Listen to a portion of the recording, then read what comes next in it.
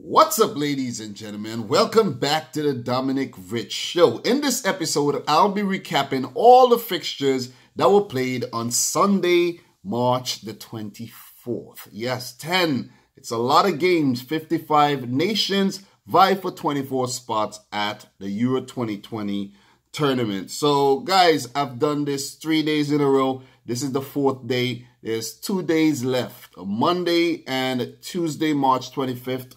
And 26th. It's a lot of games to go through where we are going to cover match days 1 and 2. We've had a lot of exciting games, some not so exciting games, some dull ones, and we had a few thrillers. We had a thriller today between the Netherlands and Germany, which I had to make a separate video for, and we had a really good game between Hungary and Croatia. Also made a video for that, so I won't talk about those two fixtures too long, but let's just talk about these games. And as I like to do, I like to recap, yesterday's fixtures. So for the 23rd of March, Saturday the 23rd, we had Georgia losing to Switzerland 0-2, Gibraltar losing to the Republic of Ireland 0-1, Sweden defeating Romania 2-1, Malta defeating Faroe Islands 2-1, Spain defeating Norway 2-1, Liechtenstein losing to Greece 0-2, Italy defeating Finland 2-0, and Bosnia and Herzegovina defeating Armenia 2-1. So today, I shouldn't say today, for Sunday, March 24th, I saw 3 games. And the reason why I'm not saying today is because it's already Monday in my time. I had a really long day, so I had to, take a nap. And after making, 2 videos covering 2 of the games, I was a bit tired. So let's get into this. Let's get into these fixtures. The first one is a Group E fixture between Wales and Slovakia. Wales defeated Slovakia 1-0. I actually saw the second half of this game, and Ryan Giggs, man, he chose to go with a lot of young players, and it worked, it really worked. It seems like a lot of teams are going towards youth right about now because they are looking to rebuild their teams for, World Cup 2022 and beyond. That's the best way to do things, because the older guys, if you keep relying on them, you basically, you're not preparing for the future. So in this game, we had 1 goal scored by James in the 5th minute. He's also a young player, really, good prospect there. We had Gareth Bale featuring in that game. We had Brooks, who is another young up-and-coming player, featuring in that game. So we had a lot of young players for Wales, and, it worked out really good for them. Slovakia, on the other hand, they were a lot better in the second half, but they failed to break down the Welsh defense, Slovakia won on match day 1. They defeated Hungary, but, they lost their second game. This is only Wales's first match for, this Euro 2020 qualifiers. Their international friendly was a win, I think, versus Trinidad and Tobago. That's a weird matchup. It's nice to see Trinidad and Tobago playing, stronger opposition. So, big win for Wales, 3 points in the bag. Remember, Wales really impressed at Euro 2016. I think they got all the way to the quarterfinals or semifinals, but they did really well at that tournament. So good stuff by Wales, really good stuff. So let me talk about the other Group E fixture, since I'm in Group E right now, and that was played between Hungary and Croatia. The other Group E team is Azerbaijan. They lost on match day 1, 2-1, versus Croatia. But Hungary 2, Croatia 1. What a freaking game. I won't talk too long about this game because I already made a whole video talking about that fixture. But Croatia opened the scoring in the 13th minute through Ante Rebic. And then we had Adam Jalai equalizing in the 34th.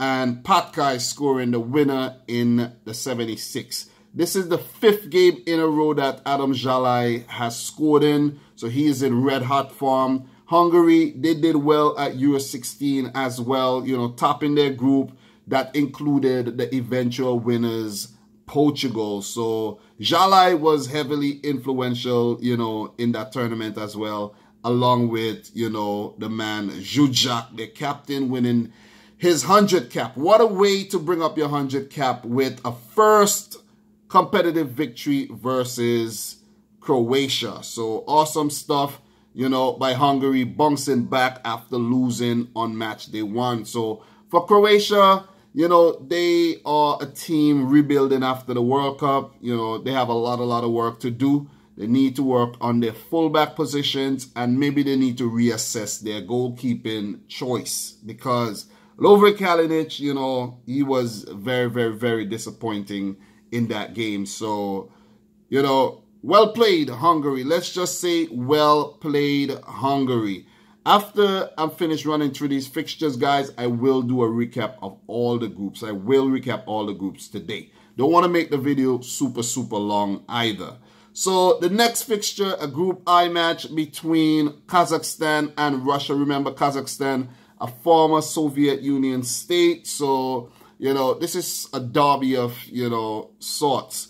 Russia won the game 4-0. Remember, Kazakhstan defeated Scotland on match day 1, but they couldn't repeat their exploits, you know, in that fixture. In this game, we had Denis Cheryshev scoring in the 19th and the 47th minute. Cheryshev also scored, you know, I think he scored in the first match.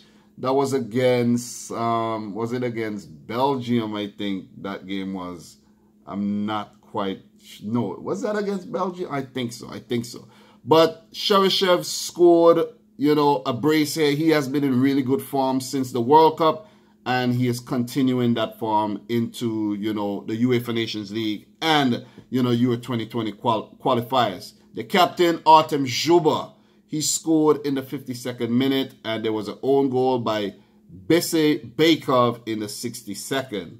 Kazakhstan failed to reply. I just realized, guys, yesterday while doing a bit of research that, you know, Igor Akinfeev retired from national duty. I didn't even realize that. So, you know, wow. Russia bouncing back from their match day 1 loss. Then we have another big one, guys. Israel 4, Austria 2. This is a Group G fixture. What a win by Israel. I think their first match they won fixture, they drew it. And Austria, they lost to Poland 1-0. And bam, they come back and lose their second game in a row. Like, this is not looking good for Austria. They also qualified for Euro 2016, and I think they placed last in their group. Israel has never qualified for the European Championship, so this could be a first. So in this game, we had Marko Arnautovic opening the scoring in the 8th minute. Then the fortunes turned around when Iran Zahavi scored a hat-trick, you know, in the 34th, the 45th, and the 55th minute. So that was ridiculous. Zahavi, one of the most talented, talented players on the Israeli team, along with Minis Dabor, who scored a goal in the 66th minute to make it 4-1 for Israel. And then Austria, they scored a second through Arnautovic in the 77th minute. So this might be, yes, this is the first win for Israel versus Austria since 1999. So they defeated Austria before, but, you know, this was a really big win. Remember, Israel was rather impressive in the UEFA Nations League. They failed to top their group, you know, behind Scotland, but their form is still there. 4-2, that's a really good victory, man. And I think this is the first hat-trick of the Euro qualifiers. No, second hat-trick after Raheem Sterling scored a hat-trick by Iran Zahavi. Really good stuff there. The next fixtures in this group will be between Austria and Slovenia, and Latvia versus Israel. That would be in June. And talking about Slovenia and Latvia, those teams were also involved in matches today. We had Slovenia drawing 1-1 versus Macedonia in another Group G fixture. And in this game, we had Bardi scoring, we had Zajc scoring first for Slovenia and Bardi equalizing in the 47th minute. So Slovenia under their new boss, Matthias Kek, and, Jan Oblak reintegrated in the team after he was missing, for quite a few matches. Team looks better with Oblak back in the team. Team looks better under Kek. Slovenia, they drew their first game, and now they drew their second game again. This was a Balkan derby of some sort. Macedonia, they won their first match, and now, they bounced back with a really, really good performance versus Slovenia. 1-1 draw. So 4 points for Macedonia, 2 points for Slovenia. So still early stages in qualification though. Another Group G fixture, Poland 2, Latvia 0. Well, we expect Poland to defeat Latvia. Latvia minnows in Europe. I think they had a good run. I could recall Football Fair saying in the 2000s they may have qualified for the Euros before, but, it's not a team that you actually could name any player from. So Latvia hasn't really, been in the thick of things as of late. So in this game, we had Robert Lewandowski and Krzysztof Piatek up top. So I got what I asked for. Milik dropped, Piatek in, but it seems like he's way more effective off the bench. So Lewandowski scored in the 76th minute, and then Kamil Glik in the 84th to give Poland, another valuable 3 points. They go up to 6 points now, and they are definitely on top of Group G. So good stuff by, Jerzy Berzashek, I think their coach's name, and his boys there. 2 wins in a row. Next game, Northern Ireland 2, Belarus 1. So good victory there by Northern Ireland. I think this is now 2-2 for Northern Ireland, 6 points. And I don't know if they're on top of the table, but 6 points is good. That's good. Belarus, 2 losses in 2 matches. So not a good start to the tournament by Belarus. So in this game, Johnny Evans opened the scoring in the 30th minute, and then Stashevich equalizing in the 33rd. But then we had McGuinness coming off the bench to score a late winner in the 87th minute. So good stuff there by McGuinness and Ireland. They actually should have, won this game a bit earlier. They should consider themselves a better team than Belarus, but we know these, weaker European teams always tend to put up a fight. Well, let me say teams like Belarus, Georgia, and, you could throw Cyprus and those teams in there. They would always, give you a fight. Azerbaijan, also part of that club. But good stuff there by Northern Ireland, starting qualifiers off on the right foot. We had San Marino losing 0-2 to Scotland. Scotland, remember, lost on the first match day to Kazakhstan, but they bounced back with a 2-0 victory over San Marino. It shows that Scotland are not really, continuing their form from the UEFA Nations League. You gotta smash San Marino for more than 2. Definitely, you gotta give them at least 6. It might come down to goal difference, but it seems like San Marino are improving, We had goals by McLean in the 4th minute and Russell in the 74th. Captain Andrew Robertson was back. We had another good player from the Premier League who plays for Bournemouth.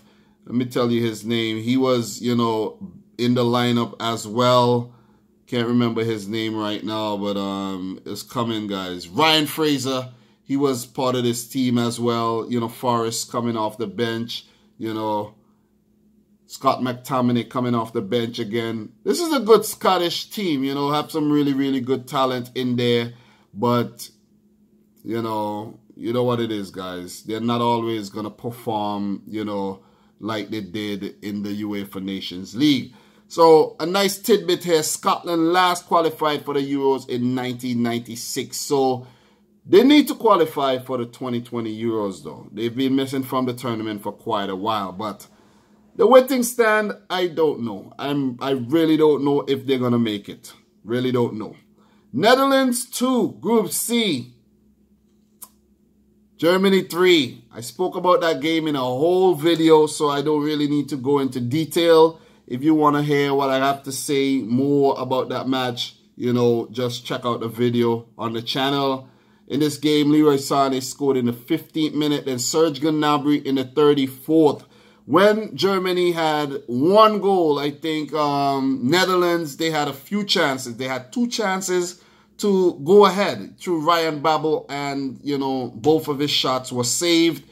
And I said if it landed to a man like Memphis Depay, he would have punished Germany. Then in the second half, Netherlands came back to equalize through De Ligt in the 48th and Depay in the 63rd. But they made a mistake and, you know, went for the win. They should have shut up shop and satisfied with the draw, because to come back was really, really good. Remember, they came back a few months ago versus the same oppositions and, you know, got the important point to top their group. But they looked for the win. They went for glory here, and it did not pay off because Nico Schulz scored a late winner in the 98th minute to give Germany a well-deserved win. Germany needed that win. They needed it really, really bad because their confidence, you know, seemingly was kind of low. You know, they freezing players out the team, you know, drawing to Serbia. Not that Serbia is not a good team, you know, giving up 2-0 leads. They haven't been good. They haven't been good. They have been really stink since the World Cup, getting relegated from League A in the UEFA Nations League. So a team rebuilding, and things are looking good. Things are looking, well, let me not say good. Let me use the word goodish. Goodish for now, you know. That win will boost their confidence quite a lot. You know, so big 3 points for Germany in their first game of these qualifiers. And the last game, guys, Cyprus 0, Belgium 2. Oh, man, this team, Belgium, they are very, very, very, very, very, very, very impressive. So this was actually the 100th cap for Eden Hazard. Wow. 100 caps for Belgium. 30th goal on 100 caps. So really, really good stuff there by Hazard. He scored in the 10th minute, and then Michy Batshuayi in the 18th minute. The man chosen to play up top for Belgium. So big win, 2-2 for Belgium. And, you know, for Cyprus, I can't remember. I think they drew their first match. But we will get into the, you know, group standings right now. So that's a run through of all 10 fixtures that were played on Sunday, March the 24th. You know, it's a lot to go through, but we have gone through them, and I watched 3 games. It was a good Sunday.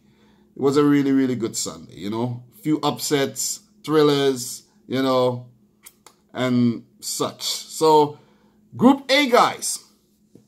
England topping that group so far, 3 points. Montenegro second, 1 point. Bulgaria third, 1 point. Kosovo yet to play. And Czech Republic at the bottom, 1 point. England, favorites to, you know, top the group. Kosovo, my surprise team to go through from this group. Group B, Luxembourg on top the group, 3 points. Portugal second, 1 point. Ukraine third, 1 point. Serbia fourth, yet to play a game, and Lithuania at the bottom without a point. Portugal and Serbia, my favorites to go through. Group C, Northern Ireland winning 2-2 on top the group right now. Germany second, 1 point, 3 points, sorry. Netherlands third, 3 points with 1 win, 1 loss. Estonia third with 4th without a point, and Belarus also without a point. I don't expect Belarus and Estonia to pick points off Belgium and Netherlands, maybe from Northern Ireland, but it will be a 3-horse race between Northern Ireland, Germany, and Netherlands for the top spots, in my opinion. Group D, Switzerland, topping that group so far, 1 win in 1. They will play again. I'm not even sure if they will play again this time around. Let me double check right now if Switzerland will play match day 2. Yes, they will play Denmark. That will be a big game on Tuesday. That's a big game to look forward to. And Republic of Ireland will play Georgia. So really good games to look forward to. Republic of Ireland should not take Georgia lightly. So we have Denmark, we have Switzerland, Republic of Ireland second, Denmark third without a game played, Gibraltar fourth, and Georgia at the bottom. So again, Switzerland, Republic of Ireland, and Denmark will be favorites to top this group. Group E, Slovakia at the top with 3 points after 2 games. Wales second, 3 points after 1 game. Hungary third, 3 points after 2 games. And Croatia also 3 points. So this group looks like it's going to be a closely fought group. Azerbaijan at the bottom, 1 point, 1 game, no points. Group F, Spain on top, Sweden second with wins. Malta third, also with a win. Norway, Romania, Faroe Islands, all with losses so far in the tournament. Group G, Poland on top, 2 wins in 2.